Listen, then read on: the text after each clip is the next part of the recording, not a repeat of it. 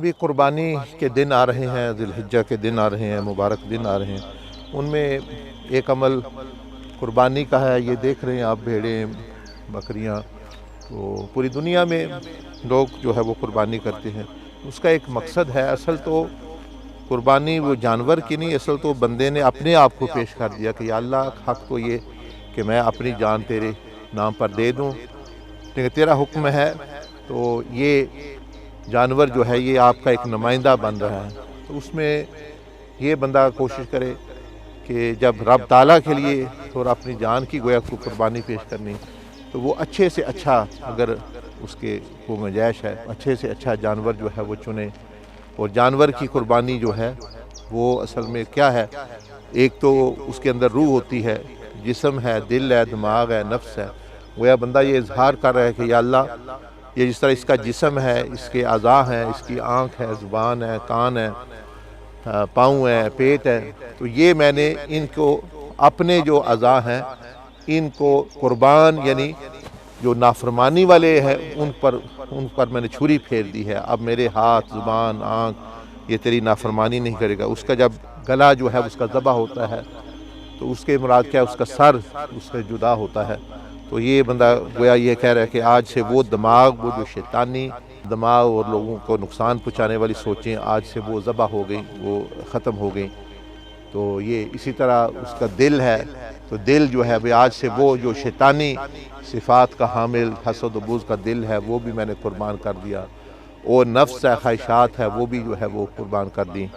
تو اس طرح جو ہے پھر اس کا گوشت پھر کیا ہوتا ہے، تقسیم ہوتا ہے رشتہ داروں، غرباء میں۔ یہ سبق ہے کہ بندے کو اپنی زندگی جو ہے وہ بھی تین حصے، اپنے بھی حق پورا کرے، اپنے رشتہ داروں کو بھی آپ نفع دے، اور عام لوگوں کو بھی جو ہے وہ نفع دے۔ یہ گویا سکھایا گیا۔ اور جانور کا جو رخ ہے وہ قبلہ کی طرف کیا جاتا ہے، یعنی اپنی زندگی کا رخ صحیح رکھے۔ اور ساتھ ہی سیدنا عبدالعزیز الدباغ نے فرمایا کہ جو لوگ اخلاص کے ساتھ قربانی دیتے ہیں اللہ کی رضا کے لیے، تو وہ جانور، ان کی روحیں، اور وہ قیامت والے دن بھی وہ بندے کو نفع دیں گی۔ اور جو بندے اخلاص کے ساتھ نہیں، دکھاوے کے ساتھ، تو وہ اسی جانوروں کے ذریعے جہنم میں ان کو عذاب بھی دیا جائے گا۔ وہ آخرت میں مددگار بھی بن سکتے ہیں اگر اللہ کی رضا کے لیے، اور اگر دکھاوا اور ریا آ گئی تو پھر یہ صرف نہیں ہے کہ ثواب نہیں ملے گا، قربانی قبول نہیں ہوگی، بلکہ یہ ہوگا کہ وہ عذاب بھی ان جانوروں کے ذریعے ملے گا۔ اللہ جل مجدہ سب سے پہلے مجھے اور آپ سب کو اخلاص کے ساتھ قربانی دینے کی، اور جن لوگوں کے پاس گنجائش نہیں تو ان کو بالکل فکر کی ضرورت نہیں، بلکہ وہ بھی شکر کرے۔ وہ کیا شکر کرے کہ ان کے لیے رسول اللہ صلی اللہ علیہ وسلم نے قربانی دے دی ہے۔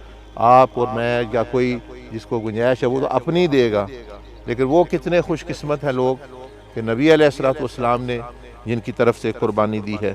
وہ کون لوگ ہیں؟ آپ نے فرمایا تھا کہ یہ میری امت کے وہ لوگ ہیں کہ جو نہیں قربانی دے سکتے۔ تو نہ غریبوں کو، نہ مسکینوں کو فکر مند ہونے کی ضرورت ہے کہ ہم نہیں دے سکتے، اور جن کے پاس ہے ان کو واقعی فکر مند ہونا چاہیے کہ وہ اچھے سے اچھے، یہ نہ کہ سستی بکری، سستی بھیڑ اور جو ہے یہ، اور اپنے کھانے کے لیے کہتے ہیں کہ اچھے سے اچھی چیز ہو، تو یہ بھی بندہ اصل میں تو اپنے لیے ہی دے رہا ہے، قیامت کے دن آپ ہی کے کام آنے والی یہ چیز۔